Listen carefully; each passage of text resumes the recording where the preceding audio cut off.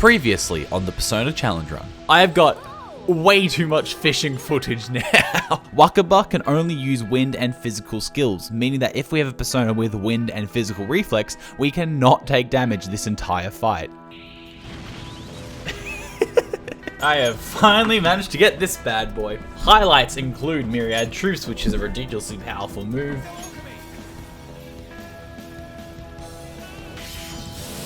Alright. Yeah, everything in this palace should be quite cruisy. So, how to level up quickly? That's quite simple. The Reaper. With a bit more grinding through insta-kill, we are almost at the right level to take him down. Oh, I thought it was going to be lower defense. I thought you were going to be really cool, Futaba. But whatever, that works too. Yeah, so that's why I thought that was going to be pretty easy.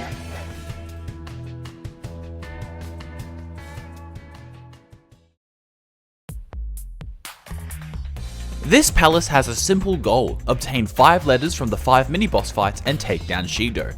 As with the rest of this run, the main problem is going to be the boss Shido himself, as he has a total of 5 different phases throughout the fight, and failure at any of those points means we have to retry the whole thing. Fortunately, we did most of the grunt work at the last palace, so in this one we just have to beat the bosses and get through the puzzles. Thanks to our Reaper grind, we do fortunately have the ability to insta-kill everything in this palace, so a generally speedy infiltration. The first letter requires us to find a card to enter the exclusive restaurant, afterwards fighting the first boss. Yeah, so for the amount of damage we're doing, yeah, we're pretty fine. The second boss is a brisk walk and ends the same. Should just be that. Yep. Sweet. Afterwards, we go through 2 rat puzzle sections before hitting the third boss, and look, I could explain the rest of this palace, but it's currently late as I'm writing the script, and there are only so many ways I can say I use Izanagi and the rat puzzles are annoying. We should just be good to do this. I'm actually going to switch to this for the sake of capturing this, but yeah. Alright, that's the third. So knowing I didn't have to worry about the will seeds here, let's just fast forward to the first interesting bit, which is Akechi's boss fight. We have 2 phases in this fight. The first phase, he will enrage his summoned enemies, which we can easily take down. Yeah, 3,000 damage, that's pretty good. But because we use our Myriad Truce taking them out, we don't have Concentrate ready for Akechi and have to reapply. Oh! I don't just get a turn?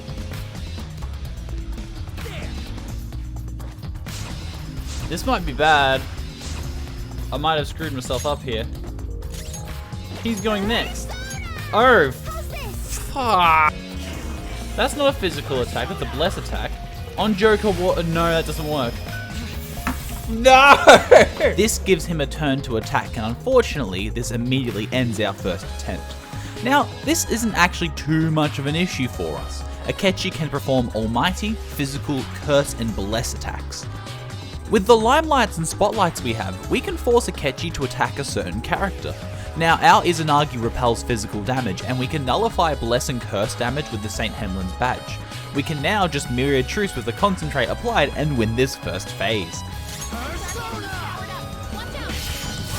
Yeah, more than enough. On Michelle. And then you can do President's Insight, and then ideally, it's just a 1 target attack.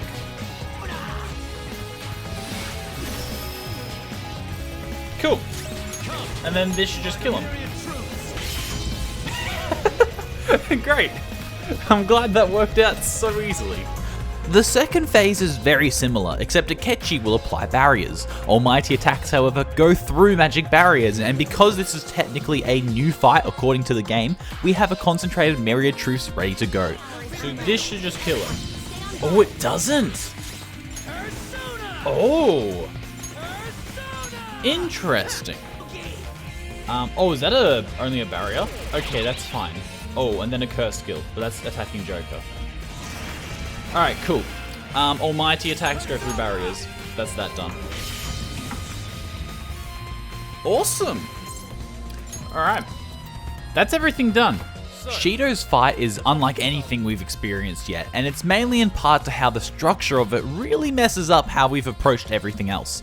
So Shido has 5 forms split into 2 fights. The first fight consists of the Beast, Wings, and Tomb forms. These aren't different enemies, mind you, they all have a shared 10,000 hit point pool. When they change, however, which is at around 1/3 intervals, they switch around their elemental affinities and movesets. Fortunately, the prior isn't an issue as we are using an almighty attack. However, the latter is a bit worrying for the sake of avoiding damage.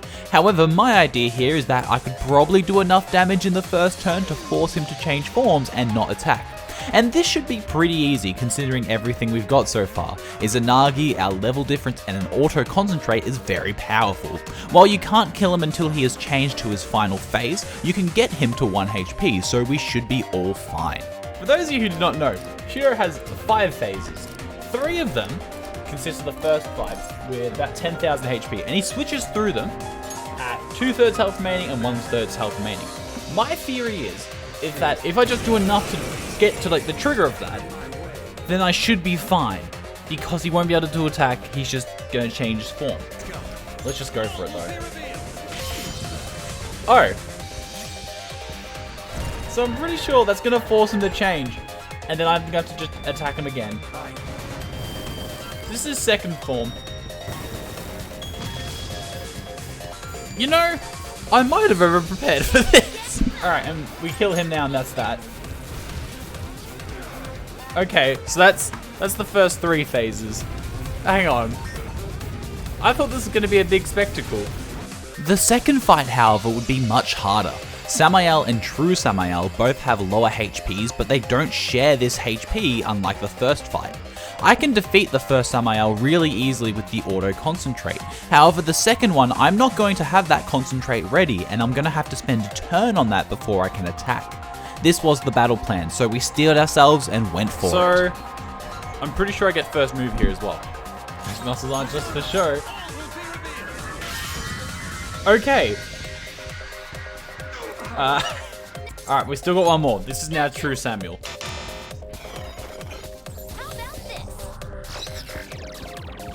Not useful. Thanks, Futaba. Useless. Okay, crap. No, he's not. Oh, goodness. If this doesn't work, I might just try solo Joker. And we'll see if we can't just solo this. Because we could. We just have to time it right. And hope we make a dodge. So yeah, if this was now a new fight in between this bit, then it wouldn't be too bad. But this is just second phase. It's not a new fight like what we saw before. There's no point in me attacking him right now. So I'm just going to increase everyone's agility. And we're just going to hope this works. Yeah, I should have ointmented everyone. I reckon I can do this fight with just me and Haru. Nice reflect, everyone. Not the time. Okay, let's try this.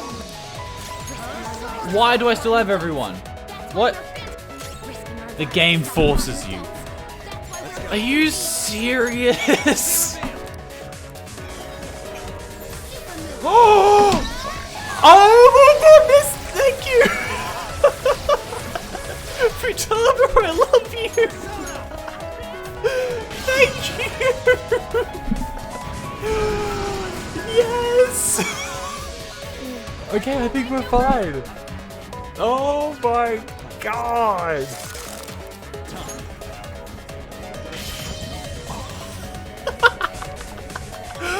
Futaba!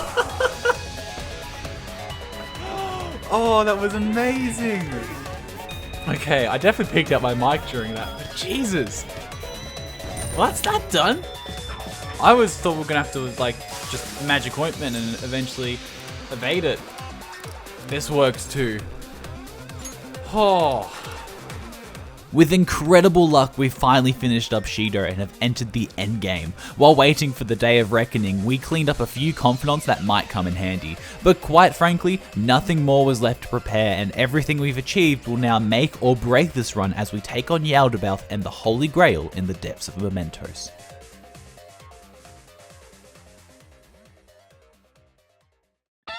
So this is the bit that I had been dreading the entire run, but we are now so close to finishing this up.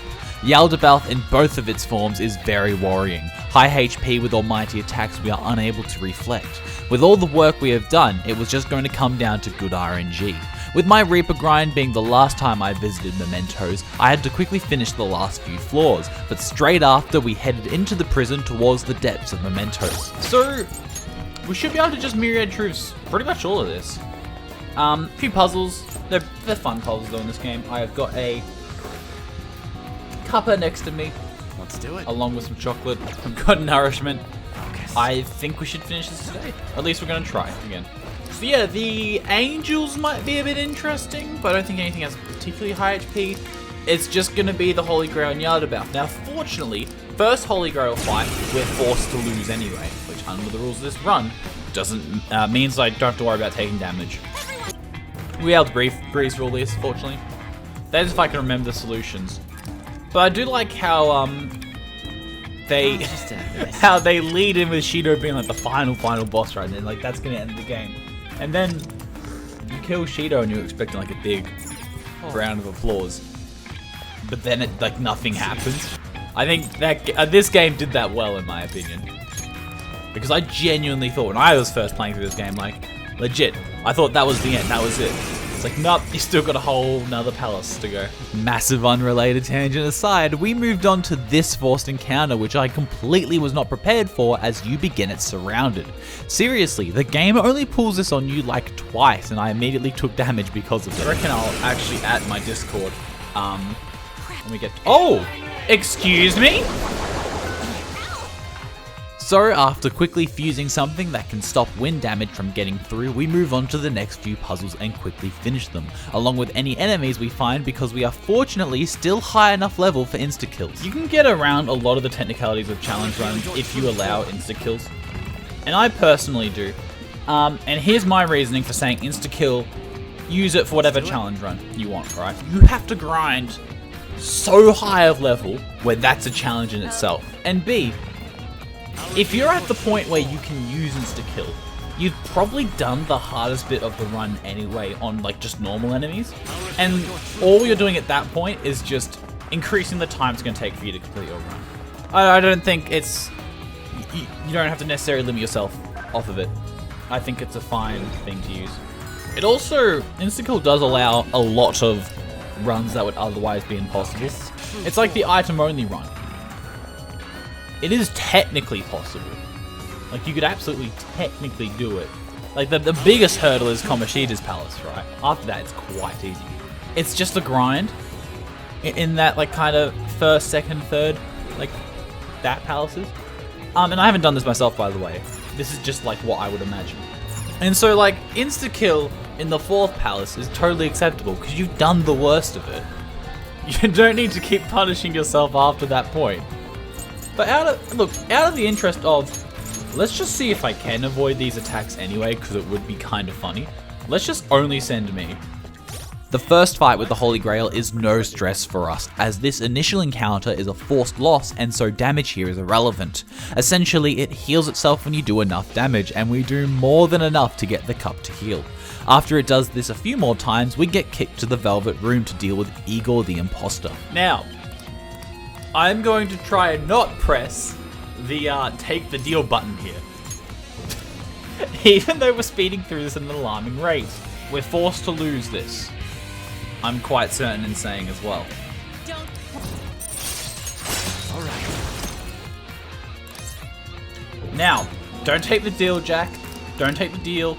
Okay, good, we pressed the right button. We did it. Haru's gonna bring up Gree, and we're bringing her in. I'm gonna bring Ann as well, and she's gonna run. Not divine. I've got 8 divine pillars. Definitely not that, because it just removes dodging. Alright, cool. So, for the damage I'm expecting we do on the boss, I'm hoping 6,000 a concentrated thing. But if I do just under half on the first attack, then the second attack with Ann's defense decrease should be better. Whoa! That was a lot of damage. I didn't expect that then. I can already tell what the most annoying thing about the Yaldabaoth fight's going to be, and it's going to be the fact that we have to kill the Holy Grail each time we want to attempt it. I can already tell that's going to be the thing that annoys me the most. There is 4 angels. 4 angels of the apocalypse. No, that's 4 horsemen of the apocalypse. There's 4 archangels. Yeah, I do know this kind of stuff. Well, that almost wasn't enough. That was worrying. Final checks for equipment. Joker, Ring of Envy. That's the only thing that really matters. Fish God's badge. Moonlight Robe. Nothing else matters. Ring of Greed. I've got the 3 of them in my party. Let's do it. I'm going to hope that this is not one of those bosses where it forces you to have a 4th. Okay, let's do this. Okay. Yaldabaoth takes 2 forms, that being Holy Grail and his true form with 10,000 and 15,000 HP respectively.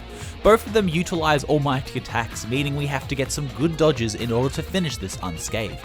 Having mentally prepared, I readied for a long streaming session to decide the fate of humanity. So, I think we could do this without actually doing the special action. It's going to depend on if the endurance stats are the same and if Myriad Truce is going to do enough damage. I believe it will. So, I'm going to say no to that. Oh, that's so close. It is going to force him to heal again though. This might actually work because the heal doesn't completely max him out as we established before.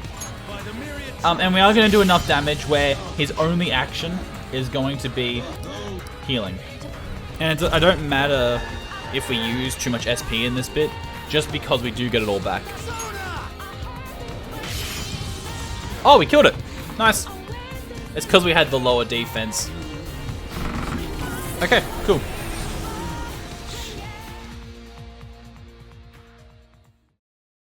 The almighty attacks here are going to pose a problem, or we're going to get hit. We're gonna have to do this 5 times. More than 5. That's an under-exaggeration.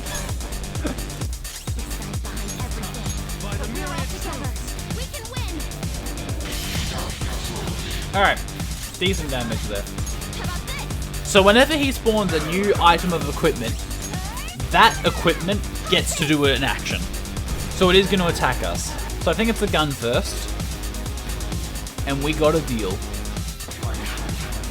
And there's a good chance this hits. Yeah. Force damage it's generally a good indication if it does the same damage again and again. So that was at Haru and that was a 63 on it. Oh, something we could try. We could just not do anything to him first turn. And see if we don't just have enough damage to take him out immediately. I reckon if I do enough damage to him, he will just go straight to Divine Apex. Okay, this forces him to use Arrow of Light. Let's just now see what Myriad Truce does. I have to restart because Haru took damage. But...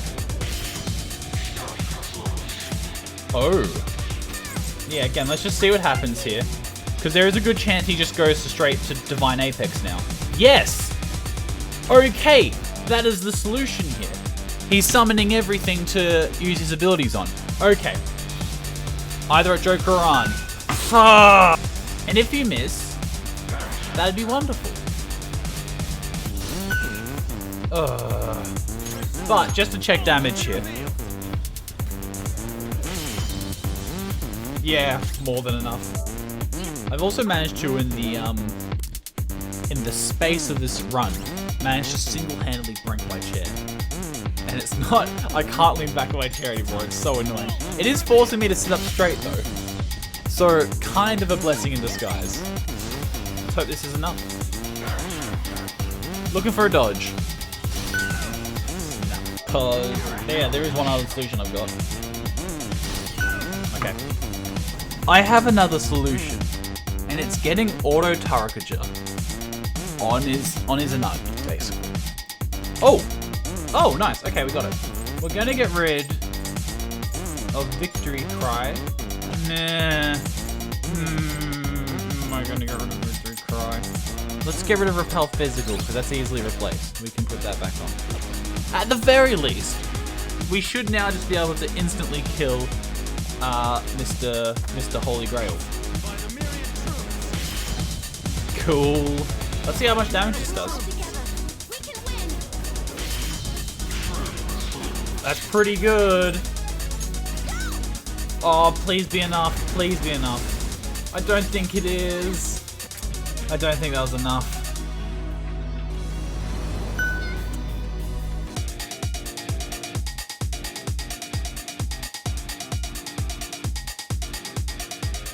Yeah, so we give Makoto the concentrate accessory. Maybe it's enough. Makoto would be better, but Arn has to do the decreased defense thing. Those are some good numbers then. We might have enough. Hang on. Oh! No! Oh! Cool. All good. Oh wait, that guy's yellow. He's probably gonna fail. Didn't even think of that. Gun amp. Oh! You can dodge that attack. I've just been crazy unlucky this whole time. Oh wait, I didn't lower defense with Arn, did I? That was exactly what I'm looking for. I forgot to do exactly what I meant to do. I'm gonna hope this is another miss. No. Alright, I took that. We're just waiting for that dodge. Welcome to the entire run. Alright. Come on, Joker. Thank you. Alright. This should be it. No misses. Only good damage rolls. I'm on my knees. I'm begging, game. Give this to me.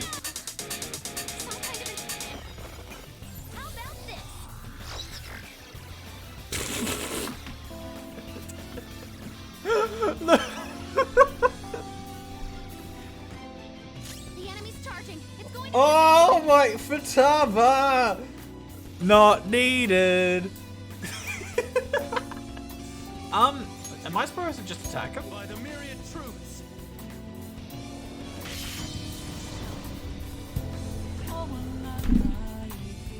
Just to remind us of how useless you are, Futaba, except for that one time where you kind of were useful. We did it! Oh, they all technically take damage from that attack. Well, whew. And so a run almost comes to an end. Yeah, it comes to an end for now.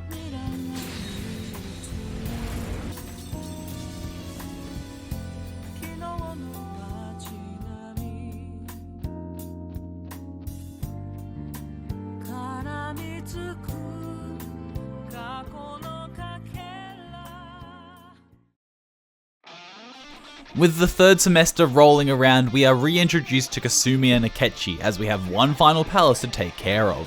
But weirdly enough, it's split up into 4 separate infiltrations which we have a month and a bit to deal with, and deal with it we shall, because this is a heavily story-oriented palace with some weird forced encounters we need to maneuver a way around. The first infiltration occurs straight away with Kasumi and Akechi as we scope out Maruki's palace. The Akechi introduction fight is a nice breeze and we actually get an award out of it. The second one is a bit more interesting. It starts with Kasumi just attacking the enemies to no avail, which I thought may result in the enemies taking a turn before us, but fortunately they did not and we can still continue.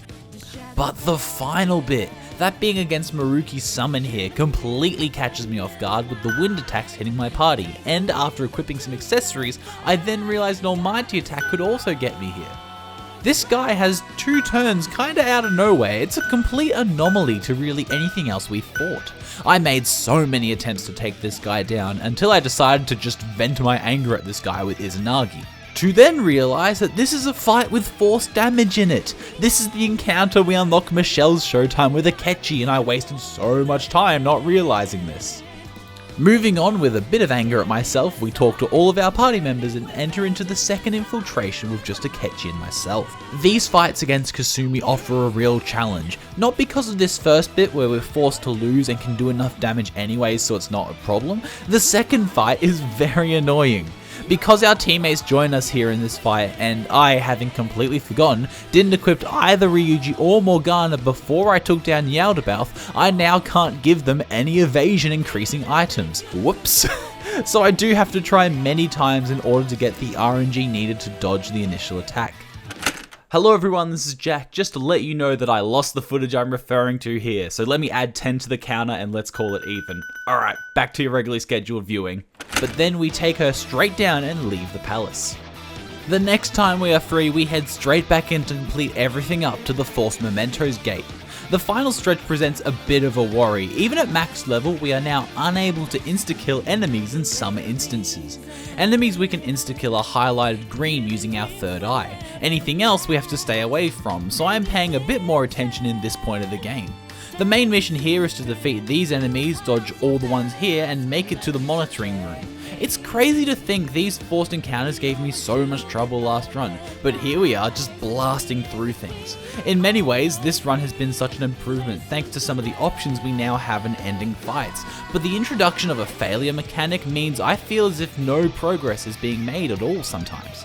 At least in the other run, nothing really went to waste, but here I am reloading past saves just because of bad RNG.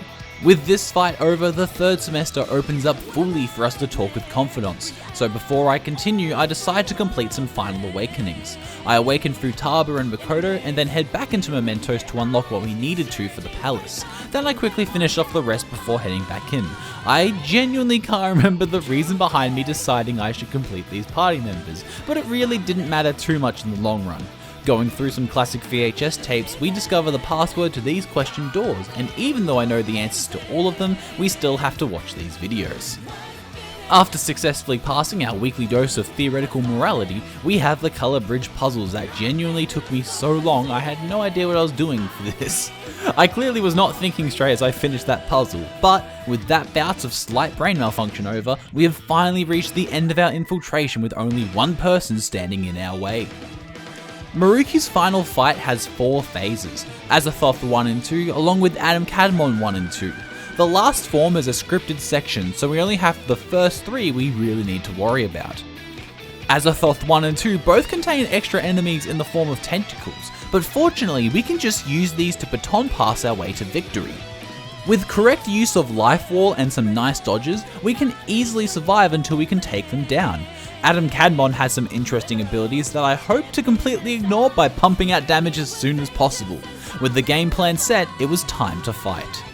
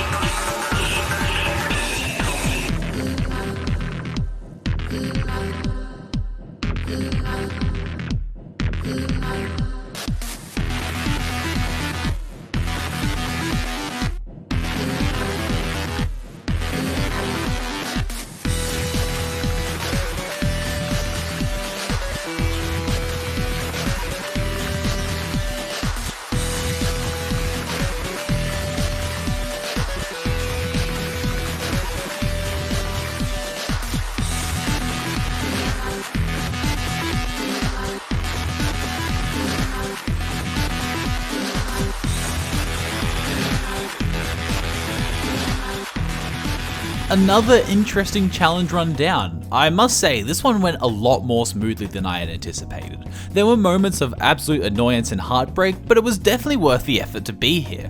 I think I can call myself a competent Persona guy now, even if I mess up my own script half the time. With the Persona anniversary having just happened from the time of this video's release, it'll be interesting to see where I go with these videos depending on what Atlus releases. I will say this, however, I am planning on making a director's commentary of this video, addressing any questions from the comments and just going over what I learned from the whole experience. So please, if you have anything you want me to go over, let me know down below. A big thank you for watching, and I'll see you all around.